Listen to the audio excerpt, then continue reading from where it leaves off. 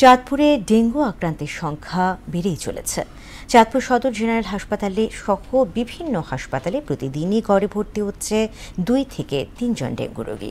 আক্রান্তের সংখ্যা আরও বাড়তে পারে, তবে রোগীদের আতঙ্কিত না হয়ে পরামর্শ দিচ্ছেন ডাক্তাররা।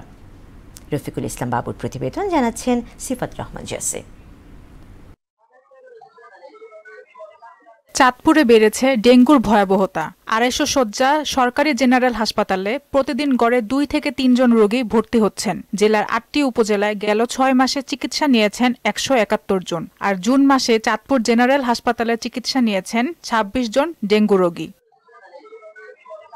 জ্বর, ঠান্ডা, শরীর ব্যথা হওয়ার পর হাসপাতালে এসে টেস্ট করালেই ডেঙ্গু ধরা পড়ছে। এক সপ্তাহ ধরে ডেঙ্গু আক্রান্ত, চাঁদপুর মেডিকেল কলেজ সদর হাসপাতালে আসছে, এখানে চিকিৎসা চলতেছে।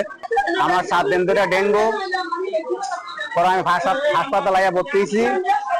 এখন আমার ডাক্তাররা চিকিৎসা করতে আছে, এখন আমি তো ভালো আছি। জ্বর ছিল, তারপরে দেখে করছি, ওষুধ খাওয়াইছি, হইয়া পারে না, কমে না, তারপরে আমরা হাসপাতালে নিয়ে আসি। এখানে আসার পর ডেঙ্গু টেস্ট করছি, ডেঙ্গু টেস্ট করার পরে ডেঙ্গু ধরা পড়ছে। ধরা পড়ার পরে ওনারা ট্রিটমেন্ট করতেছে। প্রতিদিনই চিকিৎসা নিয়ে অনেক রোগী সুস্থ হয়ে বাড়ি ফিরছেন, আবার নতুন রোগীও ভর্তি হচ্ছেন। ডক্টর, নার্স সবাই পর্যাপ্ত পরিমাণে সেবা দেখি, এবং যে পরিমাণ মেডিসিন আছে আমাদের ডেঙ্গু আমরা দিয়ে থাকি। রোগী সুস্থ হয়ে চলে যায়, আবার রোগী অ্যাডমিশন হয়।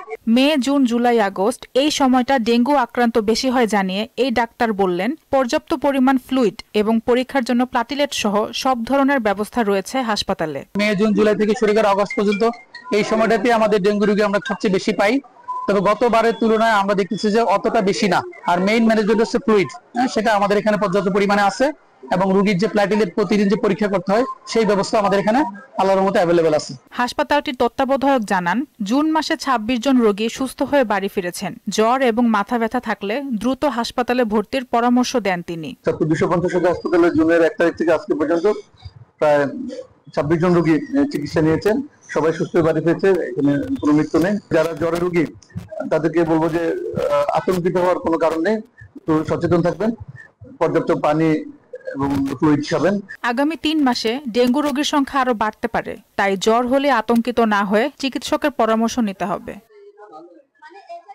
সিফাত রহমান জেসি, মোহনা সংবাদ।